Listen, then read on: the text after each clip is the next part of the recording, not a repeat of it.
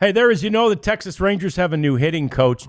John Radigan here with Jeff Wilson. We've got Elijah Smith, the prophet, over there. We're part of the DLLS Rangers podcast. And Bret Boone is the new man. And we figured, why not find somebody who knows a lot about Bret Boone to figure out exactly what this means for the Rangers and who will benefit the most from his hiring. So we called our buddy Mark McLemore. Nice. Mac joins us now. And Mac, I remember you talking about Booney. It's always been one of your favorites. But really, you have a tremendous history with the Boone family. Is there any truth to the rumor that you actually played with the grandpa, Ray Boone? I just missed him.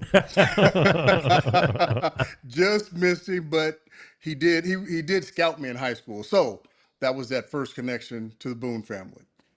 And then Bob was one of your teammates when you were with the Angels, right? The dad. He was. Bob Boone, the great catcher.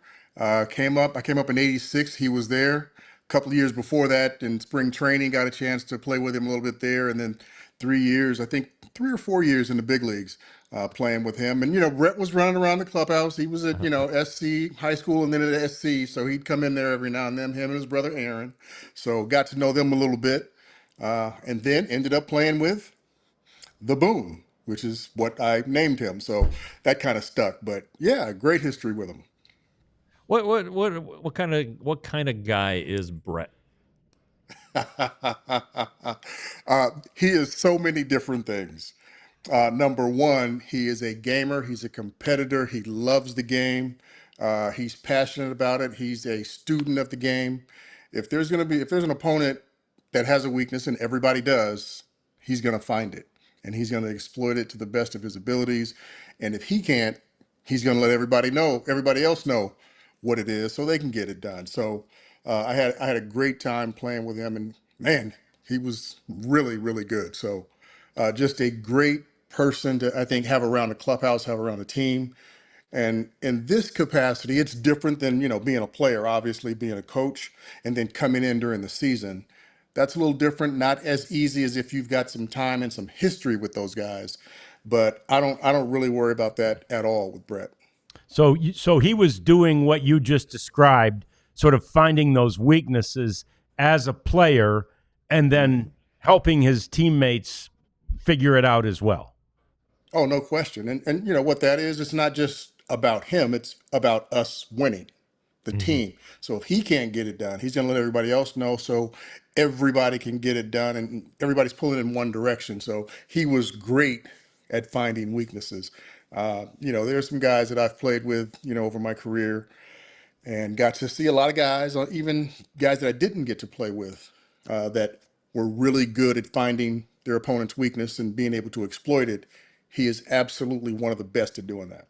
Oh, it sounds like that's some coaching Yes. he was doing. Yeah, exactly. Although he's never been a coach. So the personality, and he talked about this on his podcast, the game has changed. Yes. But still, it seems like he's going to be a keep it simple kind of guy. Is that, do you think that's fair to say? That's exactly it. That's exactly it. And really what it is, yeah, the game has changed. I think there's obviously a lot more information that's available, but it still comes down to see the ball and hit the ball. And how you go about that, that's what matters. I think when obviously you get all this stuff in your head, sometimes guys can think too much. And even back then, and even before I got to the big leagues, that was a thing. You can think yourself into a slump. You can think too much, but keeping it simple is what it really all boils down to. And I think one of the things the game has gotten away from is the mentality part and the approach part. I think there is an approach, but what is that approach? Does that approach work for you?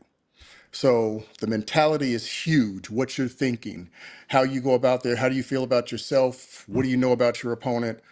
All those things go into it. And Bret's a great communicator, and that's really, the essence of what any coach is. You have to be able to communicate what you're trying to get across. And he was a superstar player, and a lot of superstars in every sport, they can't explain how they did what they did.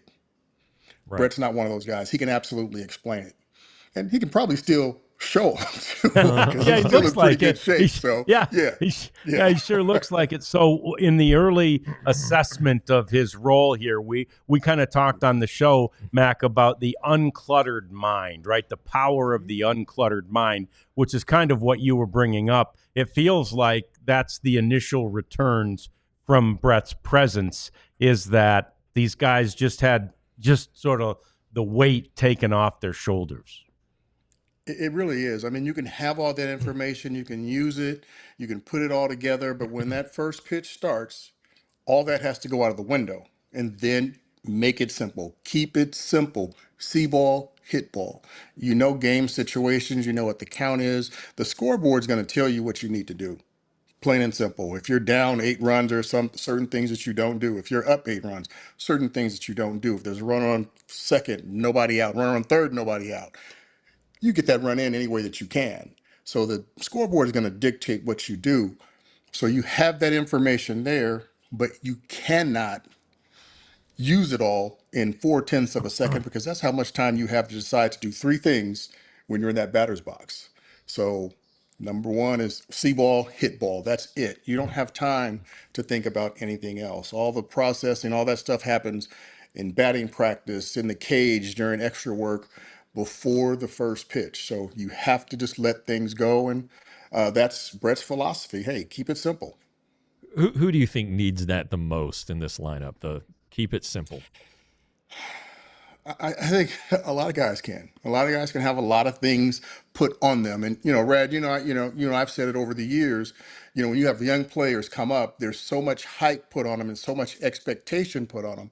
Not saying that it's not fair. Sometimes I think it's too much pressure to put on them. There's already enough pressure to get to the big leagues and then produce at the big league level. But when you start saying, "Hey, this guy's going to be the next this or the next that," that's a whole lot of pressure. And, when you're a young player first getting to the big leagues, and that's even if you're, in the big leagues for your first 3, 4, 5 years, that can have an effect on you until you learn how to tune all that out and then just go out there and play. So I think there are a number of guys on the roster that can really benefit from just saying, "Hey, let me go out here and just play," and that's it, and not worry about, "Hey, this guy throws this pitch 38% of the time, and this is what happens when the temperature is this on this date on an even month," and it can be too much information.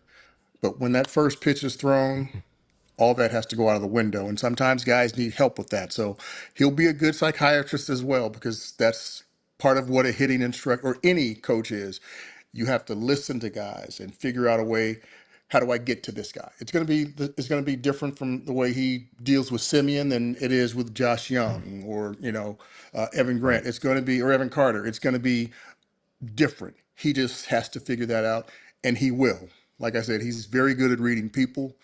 He'll figure the guys out, who needs what, how much of it they need, because there's this big misconception that goes on. The more practice you do, the better you become. The better you become. No, that's not how that works. It's about quality work.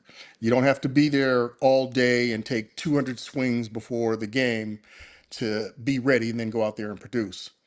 It doesn't work that way. There were times when, you could be scuffling and just say, "Hey, I'm not taking batting practice today because I've got too much going through my mind." But it takes somebody to really teach a young player when to be able to recognize that on his own. We were at a Mariners game together last year, Mac, at the end of the year, and we were talking about how the Mariners had brought Edgar Martinez back. He had been the hitting coach, another one of your teammates and Boone's teammates. They had brought him back last year when the coaching changes were made, and you were like, "Oh, I'll be darned. Edgar knows how to hit." Is Bret Boone, and Bret has said Edgar's kind of a mentor of his. I'm sure No he's question. a mentor to a lot of guys there. Is this Bret Boone move sort of the answer, the Rangers' answer to Edgar Martinez? I really think it is. You can definitely look at it that way. And Booney's got a history with Bochy. He played with Bochy in San Diego, and I believe he played with CY as well. So, but even if he didn't, they know each other, so they know what that philosophy is and what he can bring, and to a ball club. And young players, especially. So yes, he has that same mentality as Edgar. I mean, we played a lot of years together. I think I played 3 years with Booney, 4 with Edgar, and yes, and they're really good friends. So I know Booney has talked to him, and not even before he got the job or was interested in it. They've always kept in touch. So yes, I think it can be looked at that way for sure. The philosophies are pretty much the same. The mentality is definitely the same. They know how to go out and get it done and get it across to other people. That's the big thing you mentioned. The first thing I thought of when these great players who aren't great coaches, like Magic Johnson. Yeah. Magic Johnson was a terrible basketball coach. Patrick Ewing, it can't coach, but it takes a special guy to do it. And just listening to Bret on his podcast occasionally, he's still dialed into the game and the family and his brother. I mean, he's never coached, but it's like it's in their blood. There's no question about it. He's definitely dialed in, tuned in. He'll call me occasionally and he'll say, "Do you see what Little Boone's doing in New York?" That's his first line, not hello, hi, how you doing? Do you see what Little Boone's doing in New York? So yes, he's tuned into the game for sure. He knows it. I don't think he can. There's no way he can get it out of his system. There's just no way. And Dad is still tuned in as much as he can, as well too. So no, that's just part of their DNA for sure. So you played 19 years in the big league. So when you had Bob as a teammate early, and then all of a sudden you had his son as a teammate late, how old did you feel? I felt really, really super old. But listen, Brett's not that much younger than me, so I think he might be 5-6 years younger than me. Okay. So it's it wasn't not like he was that much of a difference. Yeah, it wasn't like he was a 3-year-old running around the clubhouse or something. No. But I'll tell you what really made me feel old. My last few years, teams started having throwback uniform days. Now, when I come out and I look across and I see a team that I played for in their throwback uniforms, and it was the one I wore when I was there, that's when I felt old. That's when you feel old right there, yeah. Yeah. Fantastic, Mac. I knew you'd have good thoughts about Booney. We appreciate you very much as always and can't wait to talk to you again. All right, brother. Anytime, man. Good to see you guys. Good to see you. Thank you. You too, Mac. Great to see you and great to have you here. Check us out each and every day on the DLLS Rangers podcast. We all silly like the mayor.